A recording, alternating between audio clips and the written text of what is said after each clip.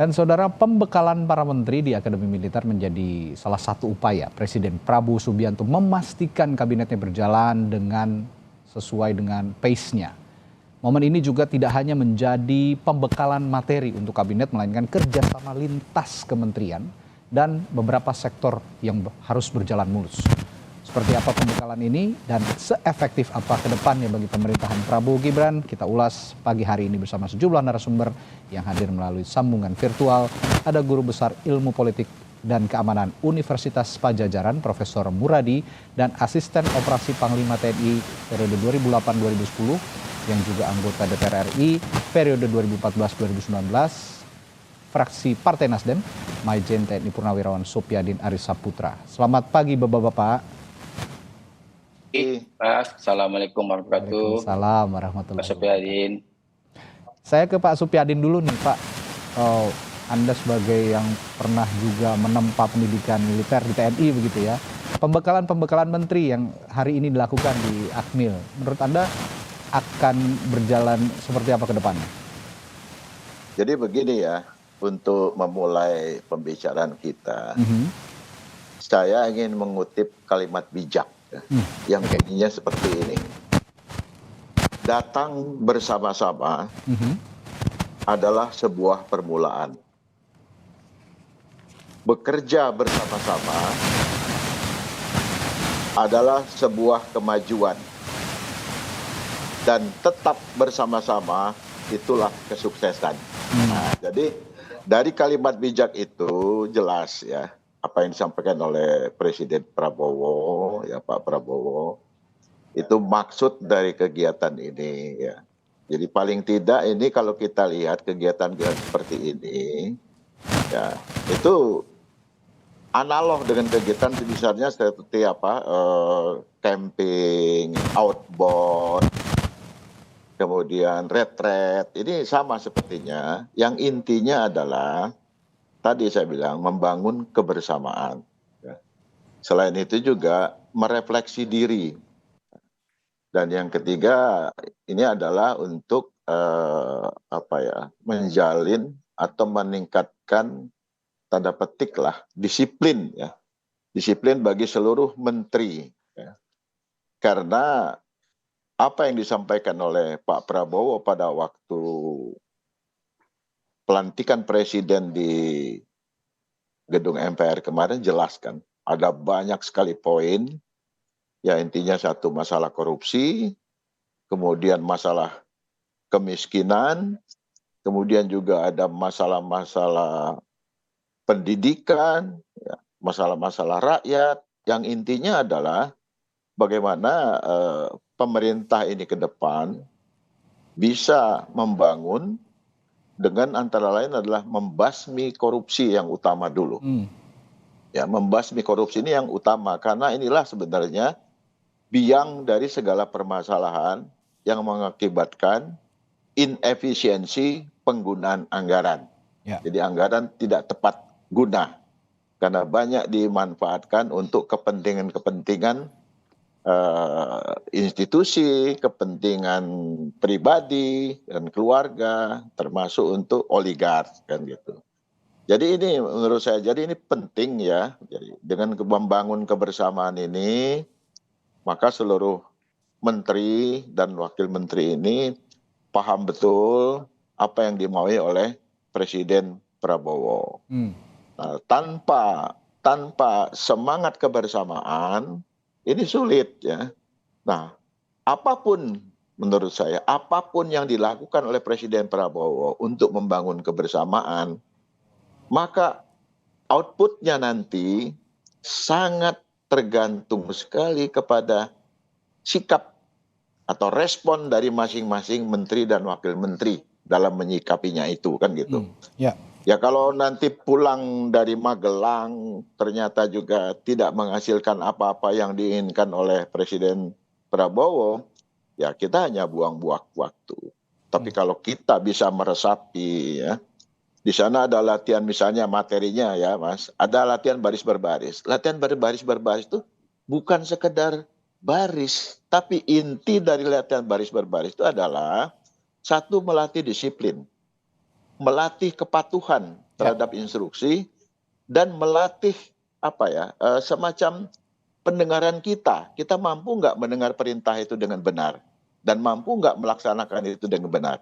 Nah, itu inti daripada baris berbaris. Kemudian camping ini adalah memberikan pengalaman kepada kita bagaimana hidup kebersamaan ya dalam suasana yang terbatas tanda petik ya, kemudian campur yang muda dengan yang tua kan gitu.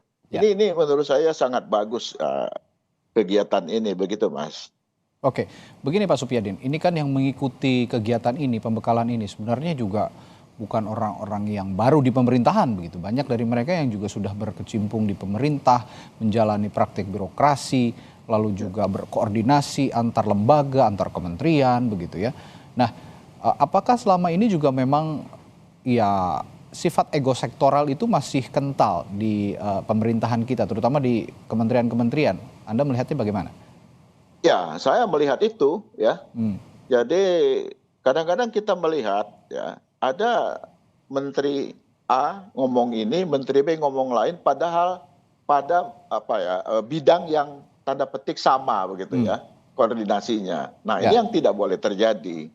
Jadi ke depan itu memang harus sama-sama, ya.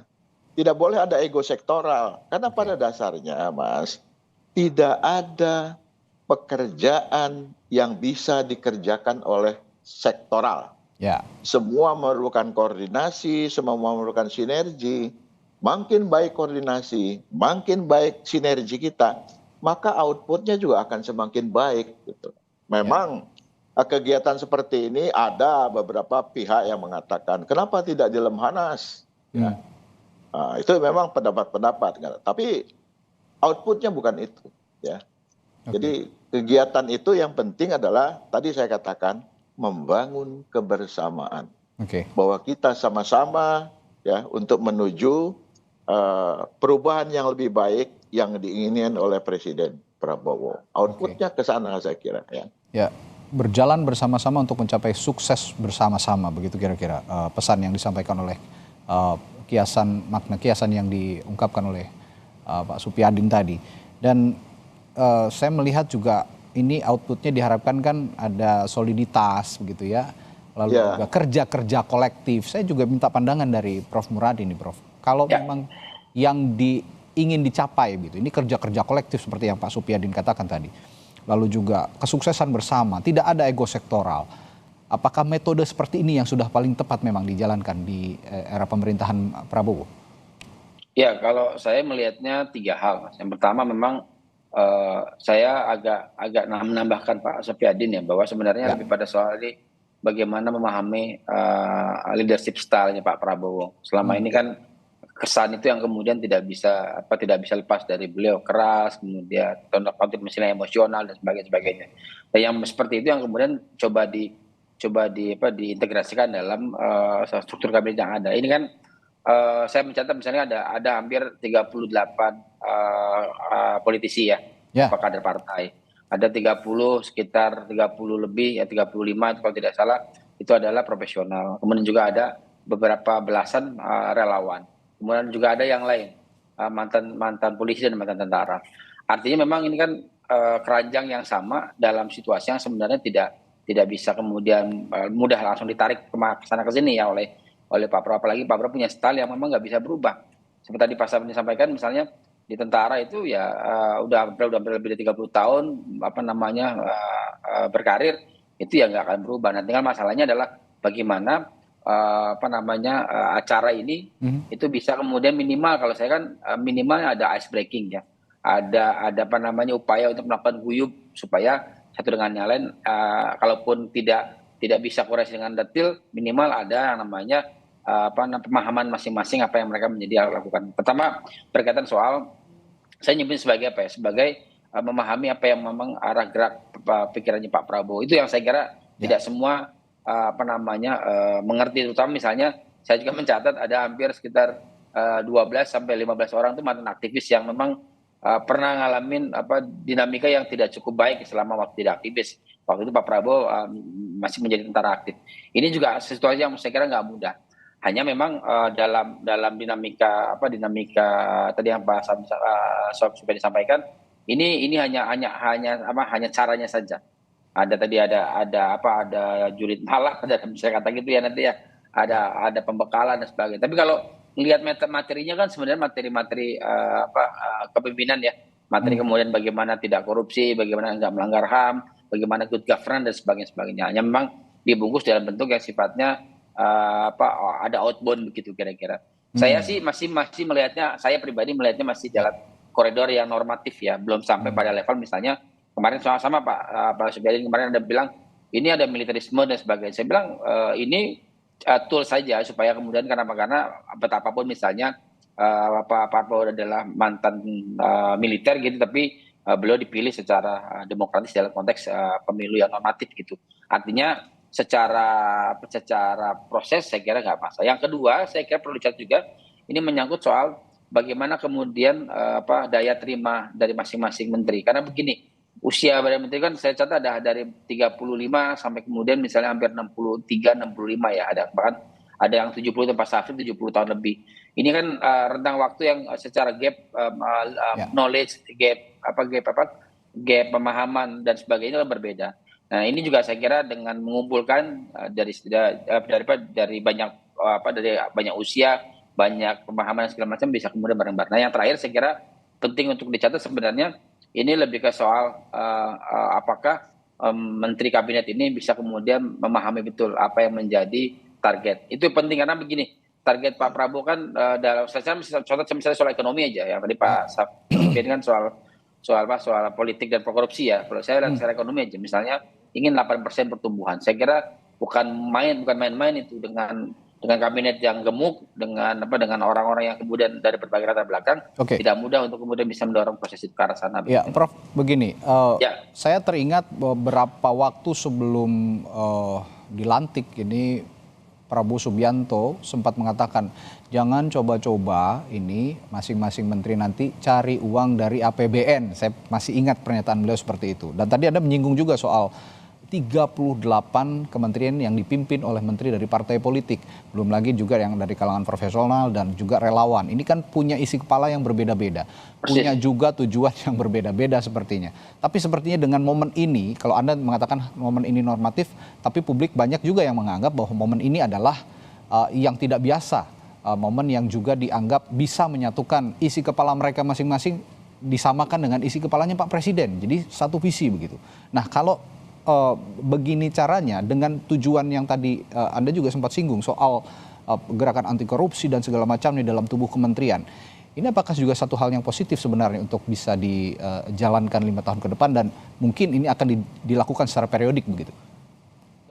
Dalam waktu 3-4 hari kan nggak bisa ngubah orang ya. Ini kan apalagi misalnya kemarin ada ini brainwashing anggota kabinet menjadi militer gitu ya Pak Sofiadin. Saya bilang namanya brainwashing itu bisa 6 bulan, 6 tahun dan sebagainya. Dalam waktu 3 hari, 4 apalagi usianya rentang usianya juga variatif ya dari 35 sampai kemudian 70 tahun. Itu poin pertama. Jadi saya kira kalau dikaitkan misalnya akan nggak boleh ngambil dari APBN, saya harus mencatat juga bahwa ada 3-4 menteri yang kemudian masih tersangkut hukum. Ini saya kira perlu dicatat juga bahwa komitmen Pak Prabowo bahwa kalau nanti tiba-tiba ada hal yang kemudian memproses, saya kira Pak Prabowo harus kemudian konsisten di situ. Artinya ini linear dengan target dari acara ini. Artinya apa, acara ini adalah ingin menyatukan visi supaya kabinetnya jauh dari praktek-praktek yang lampau kan gitu kira-kira. Tapi bukan berarti kemudian yang lampau yang ikut sekarang yang lagi diproses itu kemudian tidak bisa diproses gitu. Itu yang perlu dicatat juga oleh publik bahwa langkah ini untuk upaya untuk kemudian membersihkan, menyatukan irama dan sebagainya, tapi juga tidak bisa kemudian hal-hal yang sifatnya mengganggu itu dibiarkan.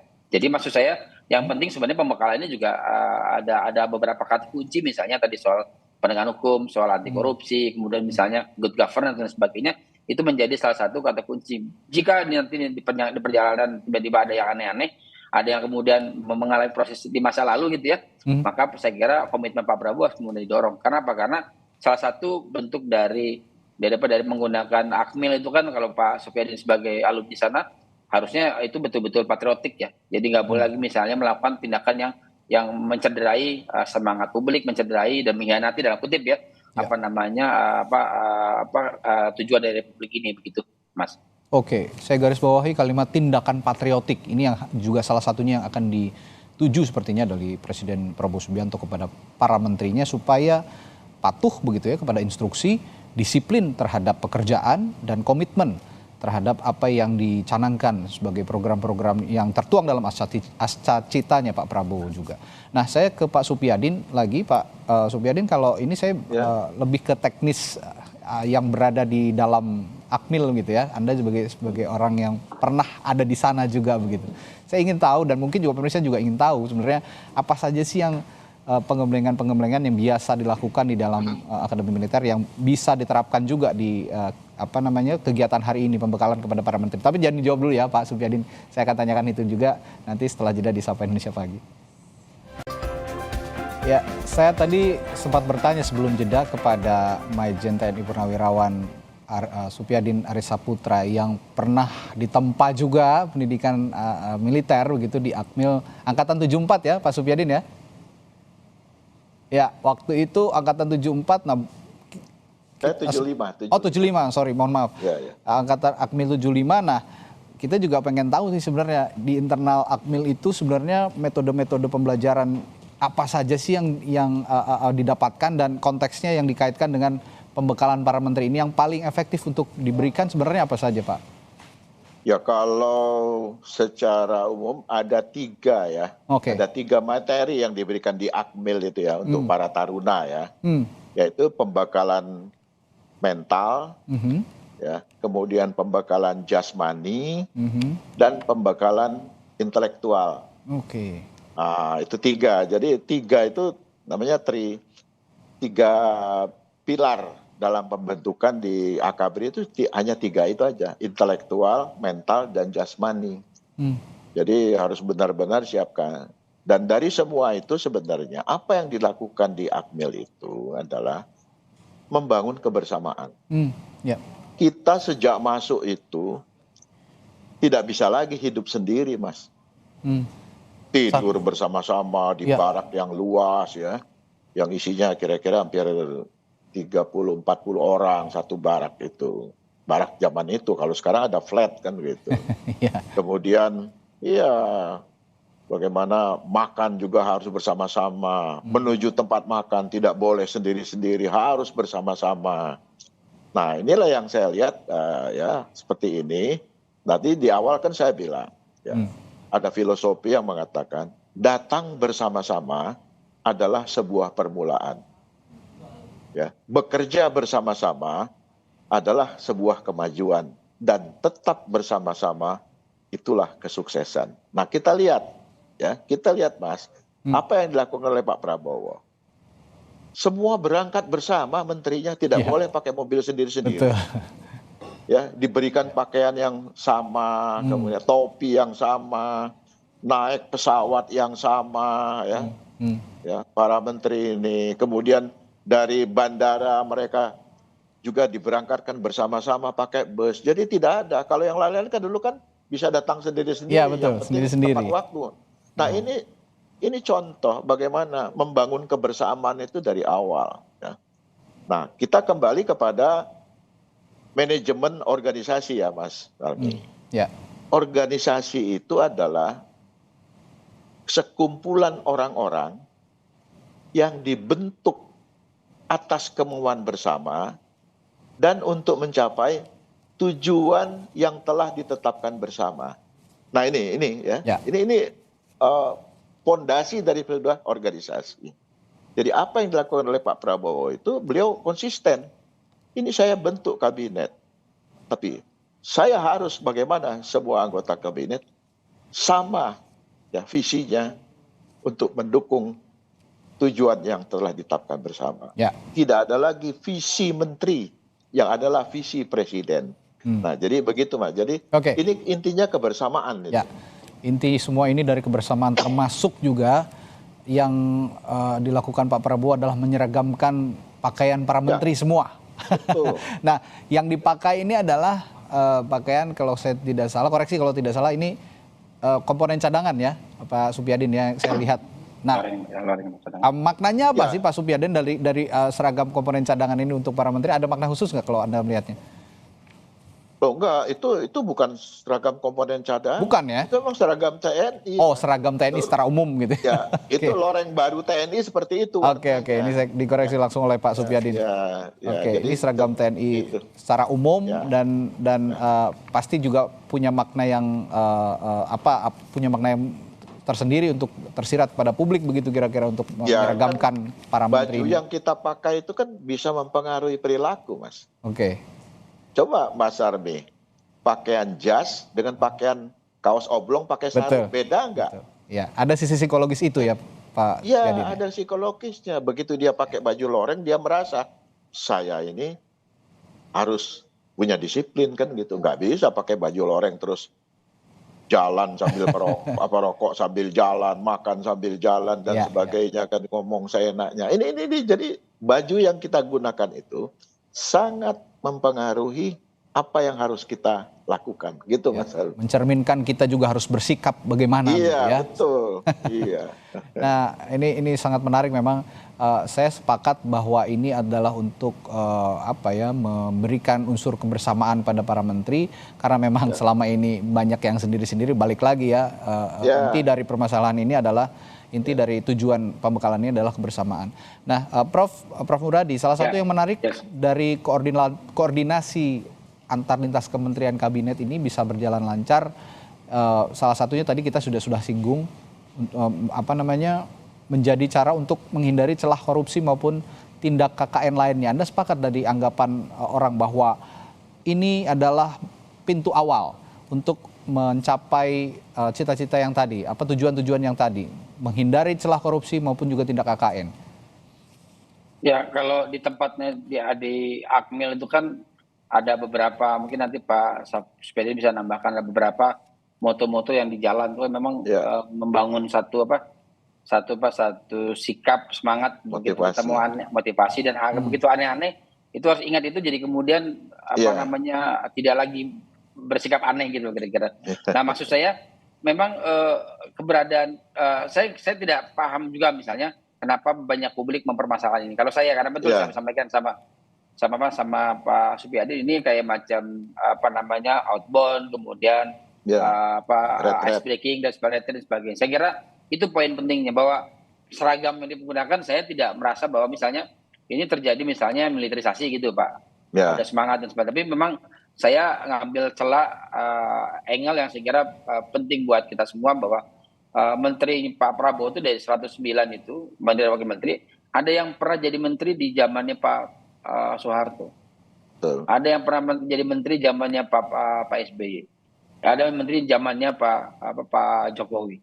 Nah, tiga karakter ini kan beda-beda nih. Mungkin Pak Prabowo mungkin agak mirip dengan misalnya dengan mantan mertuanya Pak Harto misalnya katakan.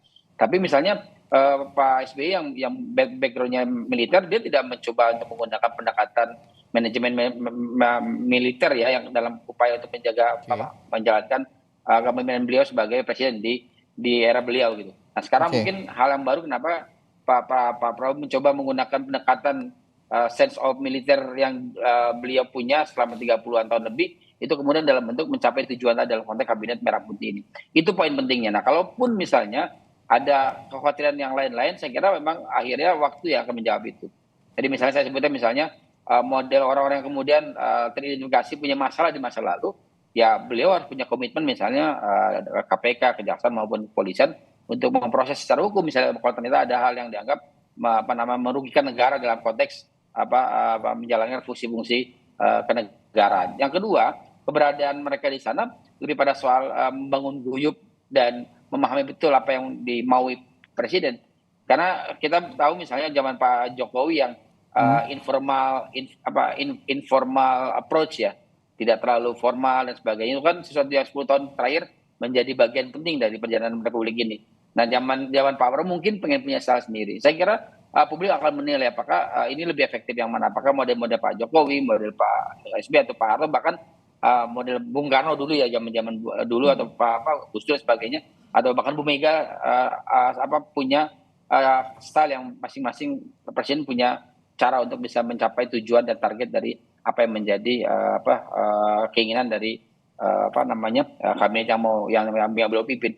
Terlepas dari itu, saya kira kita akan tunggu misalnya dalam waktu 3 sampai 6 bulan, apakah ini efektif atau tidak, atau malah sebaliknya begitu kira-kira. Ya, Prof, kalau saya menangkapnya begini, ini juga saya juga akan minta pendapat Anda. Tapi kalau saya menangkapnya begini, Pak Prabowo ini sekarang di beberapa hari memang masih baru, tapi sudah terlihat menurut saya nih, ini humanis ke rakyat, humanis ke masyarakat, tapi disiplin dan tegas ke pejabat-pejabat dan juga termasuk ke kabinetnya.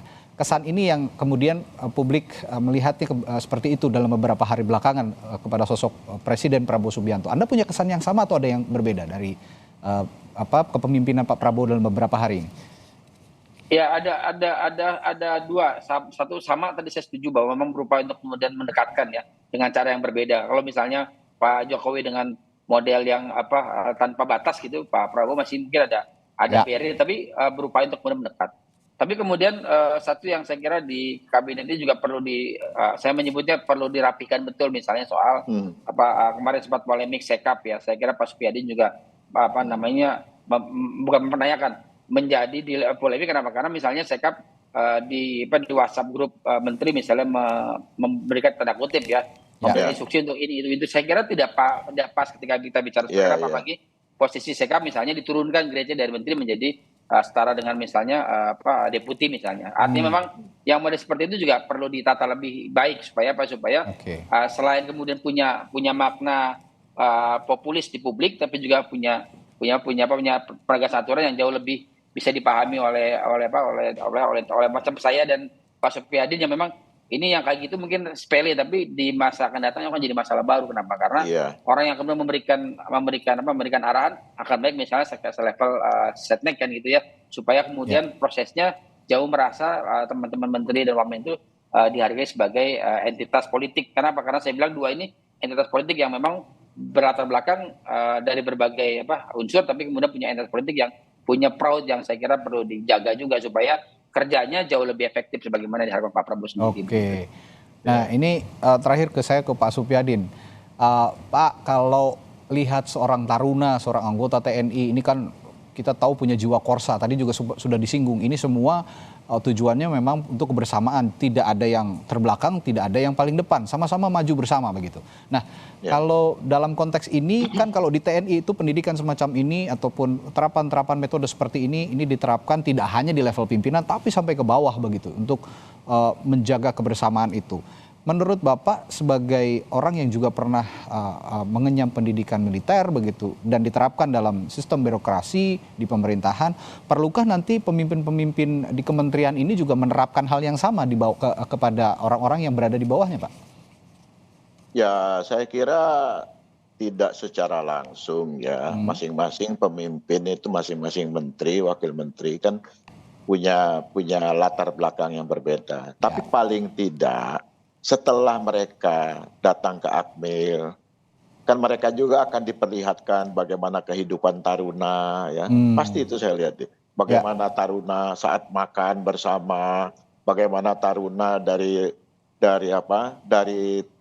barak-baraknya menuju kelas, mereka tidak bisa jalan sendiri-sendiri, harus dalam bentuk barisan bersama, bahkan harus lari kan begitu untuk menjaga keselamatan. Nah, saya pikir hal-hal seperti ini nanti ya tanpa harus seorang menteri atau mengatakan, mengumpulkan kepada staf-staf yang ada di kementeriannya, tapi cukup dengan memberi contoh bahwa setelah dia bersama-sama kumpul di Akmil itu ada perubahan sikap ya, ada perubahan cara bicara, ada perubahan bagaimana cara mengatur orang kan begitu. Ya. Ini sangat penting ya. Jadi sekali lagi saya di awal sudah katakan, apapun pembekalan yang diberikan oleh Presiden Prabowo, outputnya kembali lagi kepada pribadi masing-masing. Mau tidak? Ya.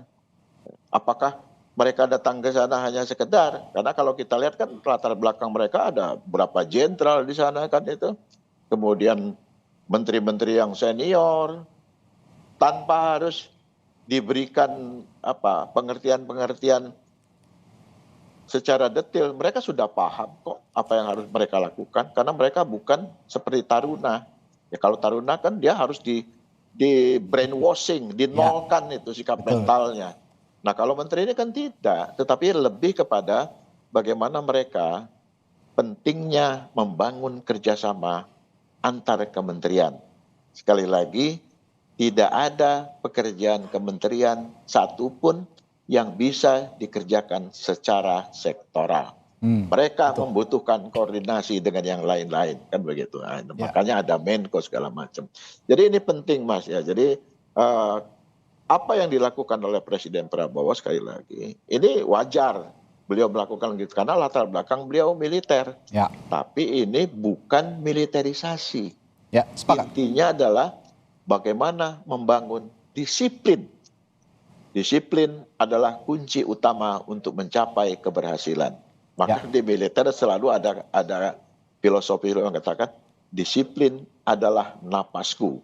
Ya, nah itu bahwa tanpa disiplin kita adalah manusia-manusia yang mati. Sehingga nanti ke depan para menteri ini dia hadir dalam rapat-rapat itu tidak mungkin datang terlambat mereka. Apapun mereka tinggal dimanapun, mereka akan berusaha menepati waktu. Paling tidak 30 menit sebelum rapat dimulai mereka sudah ada di sana.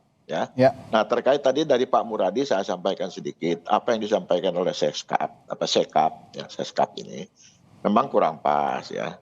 Jadi kalau Seskap yang notabene di bawah menteri ya ingin memberikan sesuatu peringatan kepada menteri tidak perlu disampaikan secara terbuka di muka publik.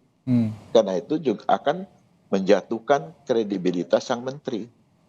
Tetapi menterinya sendiri juga harus jeli. Kan ada 2 kasus kemarin itu Pak yang menonjol menurut saya ya. Satu ya Menteri Yuandri ya. Ya.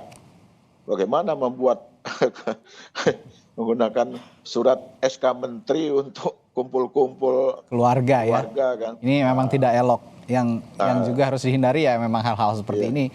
Dan hari ini ada di Magelang, ada di Akmil untuk menjalani pembekalan juga untuk menghindari hal-hal semacam demikian.